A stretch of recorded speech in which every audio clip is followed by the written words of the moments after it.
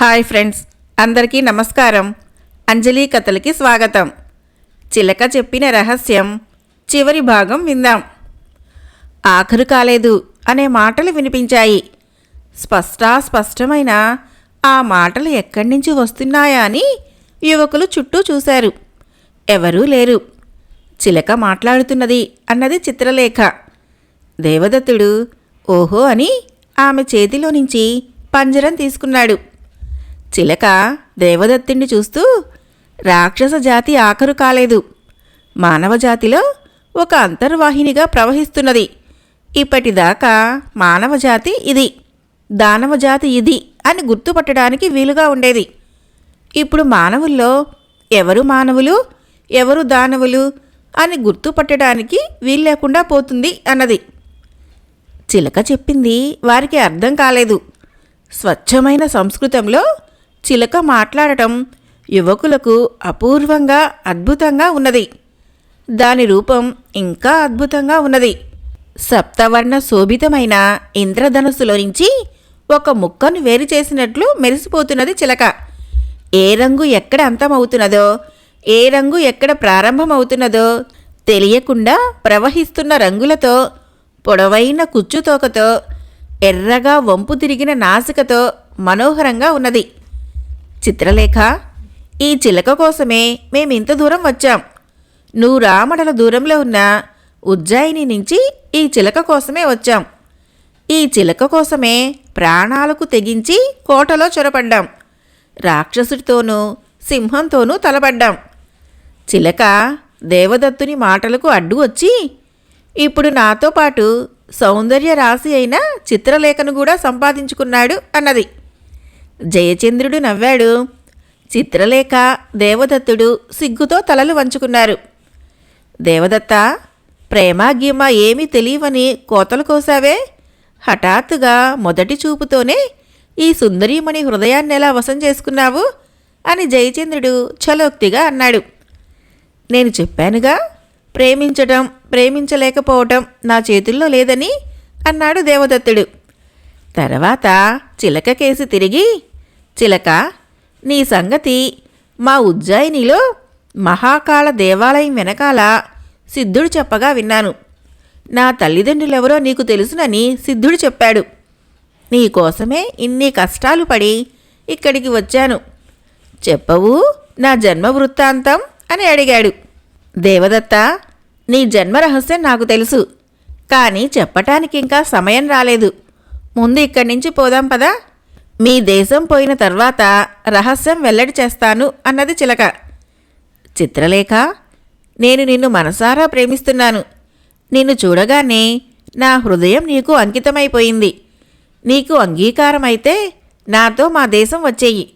మన వివాహం అయిన తర్వాత మీ దేశం వెళ్ళి నీకోసం దుఃఖించే నీ తల్లిదండ్రులను చూసి వద్దాం అన్నాడు దేవదత్తుడు. చిత్రలేఖ చెంపలు గులాబీ రేకుల్లాగా ఎర్రబారాయి. సిగ్గుతో ఆమె సమాధానం ఇవ్వలేదు. ఆమెను చూసి జయచంద్రుడు, దేవదత్త, మా చెల్లెలు సిగ్గుతో సమాధానం ఇవ్వలేకపోతుంది. మరేం బెంగపడకు, ఆమె నీ భార్యే అన్నాడు. తర్వాత ముగ్గురు మెట్లు దిగి కిందకి వచ్చారు. కొండ గుహద్వారం వద్ద తండోపతండాలుగా కొన్ని వేల మంది జనం గుమిగూడి ఉన్నారు. దేవదత్తుడు, జయచంద్రుడు సజీవులై ఖడ్గపాణులై రావటం, వారి వెంట కాశ్మీర రాజకుమార్తె చిత్రలేఖ రావటం ఉండటం చూసి ప్రజలంతా జయ జయధ్వానాలు చేశారు. రాక్షసుడు మరణించాడు, ఇక మనకు స్వేచ్ఛ అనే కేకలు మిన్నుముట్టాయి. ద్వారపాలకుల నాయకుడు దేవదత్తుణ్ణి అమాంతం లేవనెత్తుకున్నాడు. దూరాన ఉన్న జనం వారిని చూసి ఇంకా బిగ్గరగా హర్షధ్వానాలు చేశారు. వారిని ఊరేగింపుగా ఊరి మధ్యకు తీసుకువెళ్లారు. దేవదత్తుడు వారితో ఇలా అన్నాడు. మిమ్మల్ని ఇంతకాలం నానా హింసలు పెట్టిన సింహకేతుడు యమలోకానికి వెళ్ళిపోయాడు. ఇక మీరు ఎవరి దేశాలకు వారు వెళ్ళిపోవచ్చును. పోయి మీ బంధుమిత్రులతో సుఖంగా ఉండండి. కోటలో అపారమైన సంపద ఉన్నది. ఆ సంపద అంతా మీదే. మీరు శ్రమపడి సృష్టించిన సంపదే అది. అదంతా మీరు న్యాయంగా సమానంగా పంచుకోండి. మేము మా దారిన పోతాము. ఇప్పుడు సంధ్యా సమయమైంది. ఈ రాత్రి వేడుకలతో వినోదాలతో రాక్షస సంహారోత్సవం చేసుకుందాం. మాకు 4 గుర్రాలు పూంచిన రథం సిద్ధం చేయండి. తెల్లవారగానే మేము బయలుదేరిపోతాము అన్నాడు. జనమంతా మళ్ళీ హర్షధ్వానాలు చేశారు. ఆ క్రితం రాత్రి తాము గడిపిన వృద్ధుని ఇంట్లోనే ఆ రాత్రికి మిత్రులు బస చేశారు. ఊరంతా దీపతోరణాలతో పట్టపగలులాగా ప్రకాశించింది. విందులైన తర్వాత మగవారు ఆడవారు కలిసి నృత్య వినోదాల్లో పాల్గొన్నారు. చిత్తుగా తాగి మత్తుగా తిరిగారు. ఆ కోలాహలం వర్ణించటానికి తరం కాదు.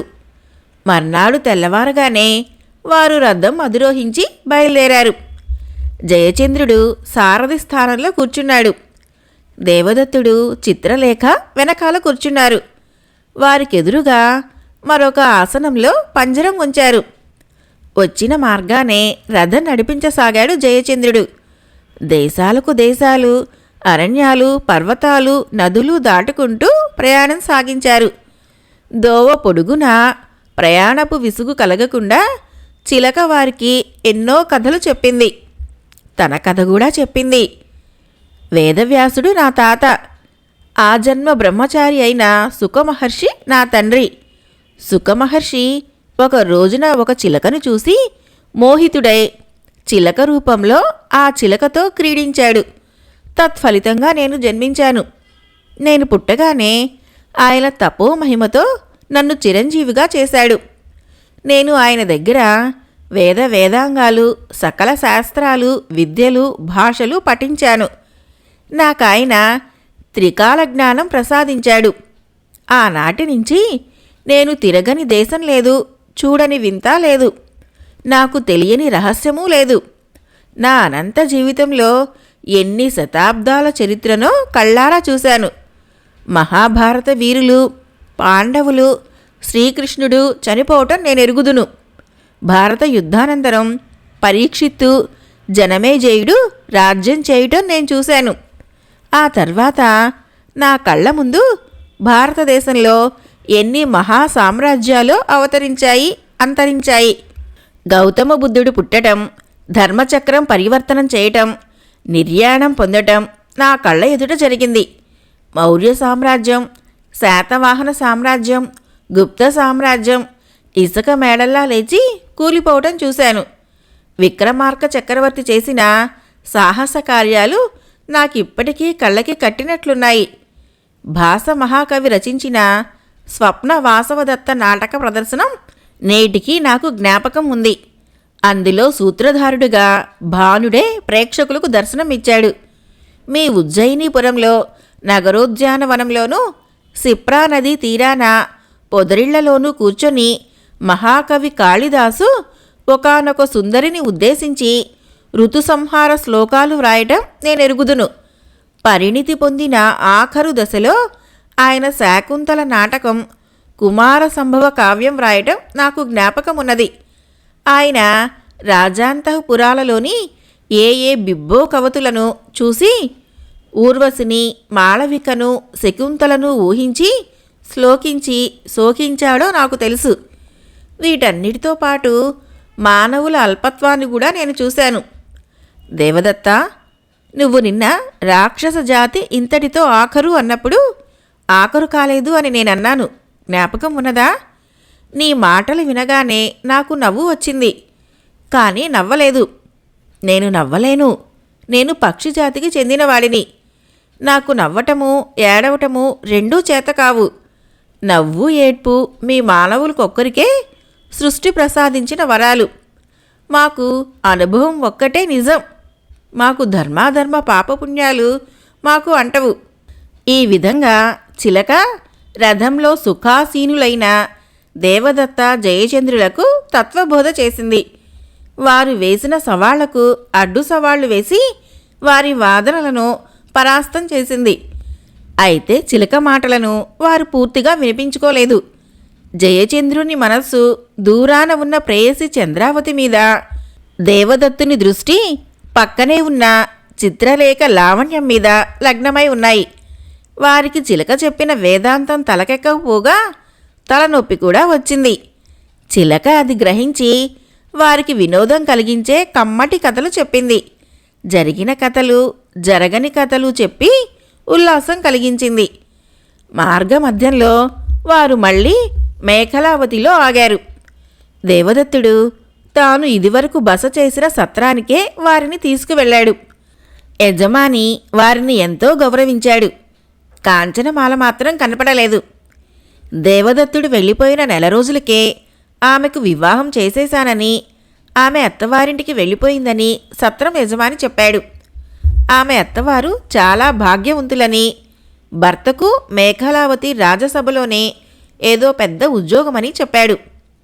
రాజ్యపాలకుడు ఇప్పుడు బుద్ధిగానే మసులుకుంటున్నాడని, పురస్త్రీలకు వాడి బాధ విరగడైందని చెప్పాడు. వాళ్ళు మళ్లీ ప్రయాణం సాగించారు. ఎట్టకేలకు ఉజ్జయిని నగరం సమీపించారు. అదిగో మీ ఉజ్జయిని. ఈ మహానగరం చూసి ఎన్నేళ్లయిందో. విక్రమార్కుని కాలంలోనో కాళిదాసు కాలంలోనో చూశాను. ఈ నది, ఈ కొండలు, ఈ పొలాలు నాకు పరిచితమైనవే. నదీ తీరాన పెరిగిన ఈ తెల్లని రెల్లు పొదను చూసే శరదృతువు తెల్లని చీర ధరించి వచ్చిన కొత్త కోడలులాగా ఉందని మహాకవి వర్ణించాడు. అన్నట్లు కొత్త కోడలు కూడా ఇక్కడే ఉంది కదా. అమ్మా చిత్రలేఖ, ఇదే మీ అత్తవారి ఊరు. ఇదిగో ప్రవేశించేశాము అన్నది చిలక. ఆమె అత్తవారెవరు చిలక అని దేవదత్తుడు అడిగాడు. చెబుతాను, ఇంటికి పద అన్నది కొంటెగా చిలక. దేవదత్తుని ఇంటి ముందు జయచంద్రుడు రథం నిలిపాడు. వీరిరువురు హఠాత్తుగా మాయమైపోయి హఠాత్తుగా తిరిగి వచ్చిన వార్త. అందులో దేవదత్తుడు ఎవరో రాజకన్యను వెంట తీసుకువచ్చిన వార్త క్షణంలో ఊరంతా ప్రాగిపోయింది. జనము తండోపతండాలుగా దేవదత్తుని గృహప్రాంతంలోకి చేరారు. అందరికీ జయచంద్రుడు, దేవదత్తుడు తగిన రీతిగా సమాధానాలిచ్చి పంపించారు. చంద్రావతి పరుగు పరుగున వచ్చి వెక్కి వెక్కి ఏడుస్తూ అన్నను కౌగలించుకున్నది. దేవదత్తుడు ఆమె తల నిమురుతూ కన్నీళ్లు తుడిచి ఊరడించాడు.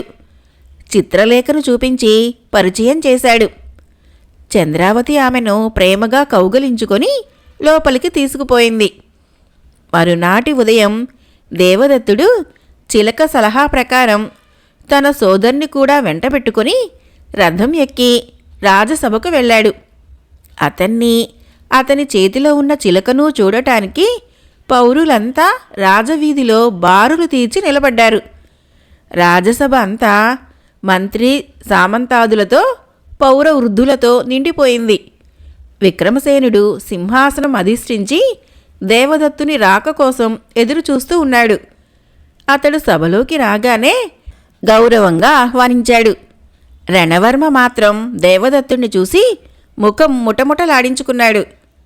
దేవదత్తుడు తాను మహాకాళి దేవాలయంలో సిద్ధుణ్ణి చూసింది మొదలుకొని విక్రమార్కుని ఖడ్గం సంపాదించటము, సిద్ధుణ్ణి సంహరించటము, సింహగిరికి ప్రయాణమైపోవటము, జయచంద్రుడు మేఖలావతిలో తనను కలుసుకోవటము, సింహగిరి కోటలో సింహకేతుని సంహరించడము, కాశ్మీర రాజకుమారిని మాట్లాడే చిలకను తీసుకుని తిరిగి రావటము మొదలైన సమస్త వృత్తాంతము మహారాజుకు విన్నవించాడు.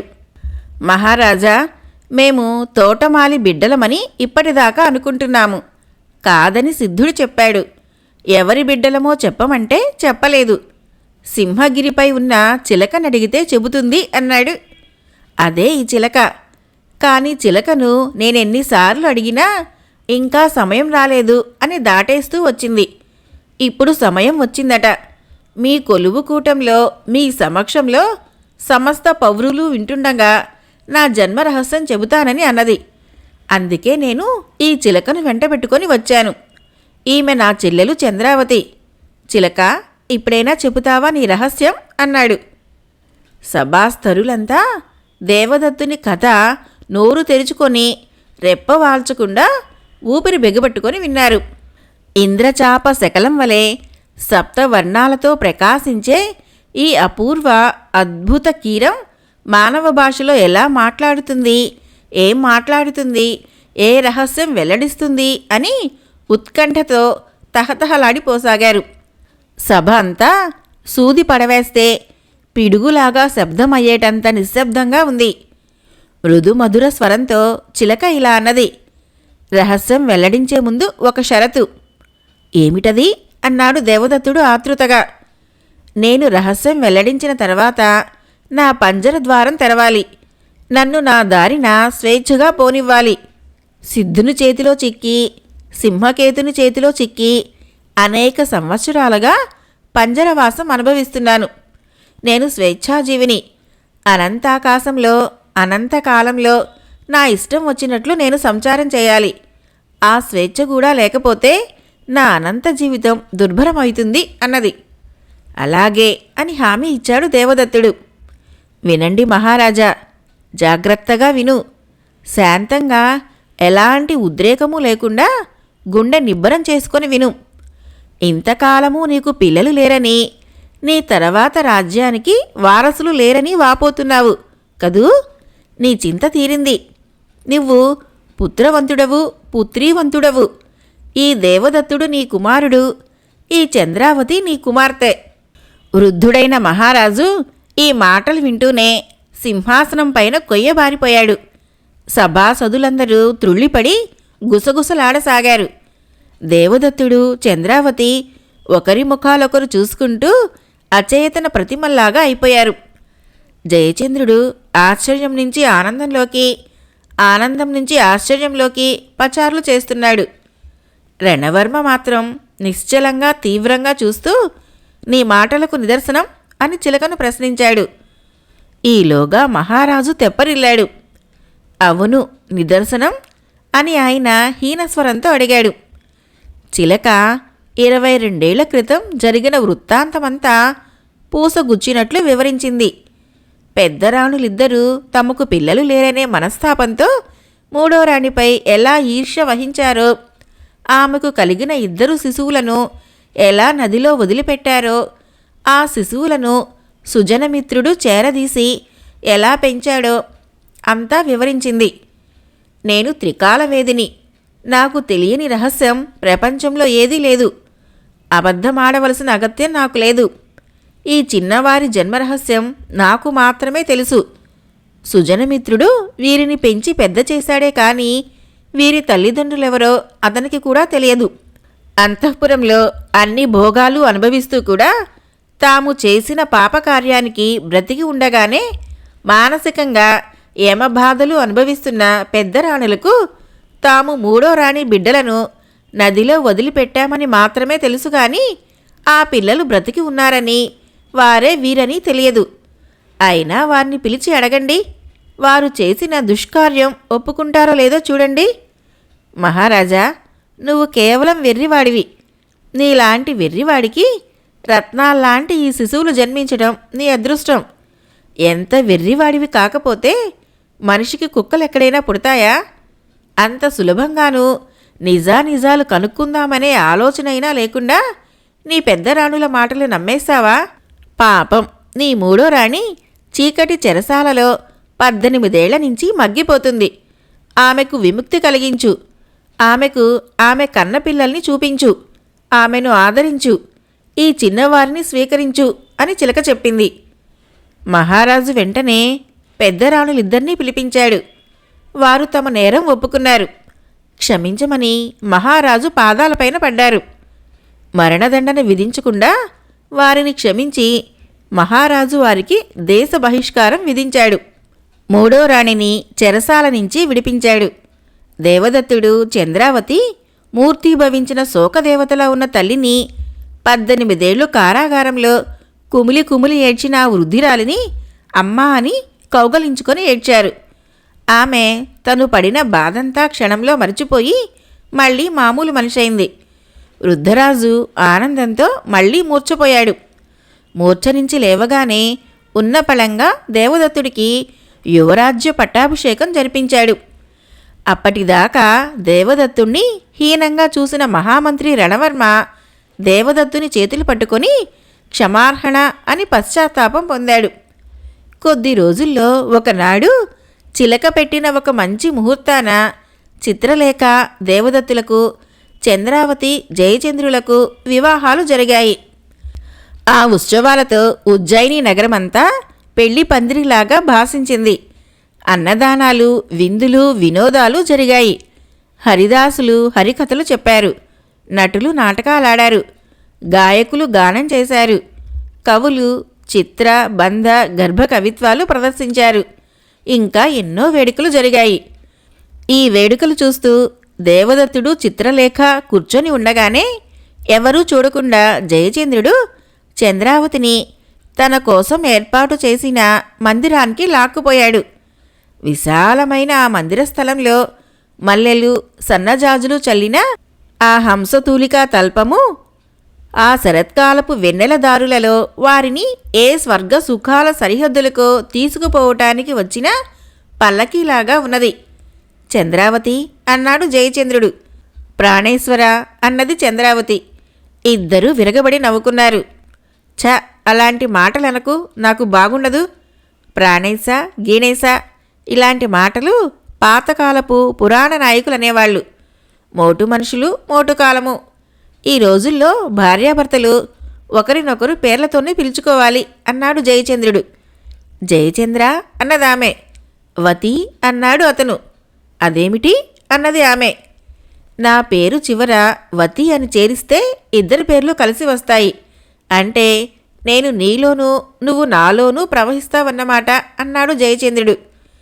భావం అద్భుతంగా లేదు అన్నది చంద్రావతి. ఇద్దరూ నవ్వుకున్నారు. దేవదత్తుడు, చిత్రలేఖ, జయచంద్రుడు, చంద్రావతి అనేక సంవత్సరాలు సుఖంగా జీవించారు. చిలక చెప్పిన రహస్యం కథ సమాప్తం. ఫ్రెండ్స్, నా కథలు నచ్చినట్లయితే మన ఛానల్ని తప్పకుండా సబ్స్క్రైబ్ చేయండి, లైక్ చేయండి, షేర్ చేయండి, మంచి కామెంట్ చేయండి. Thank you.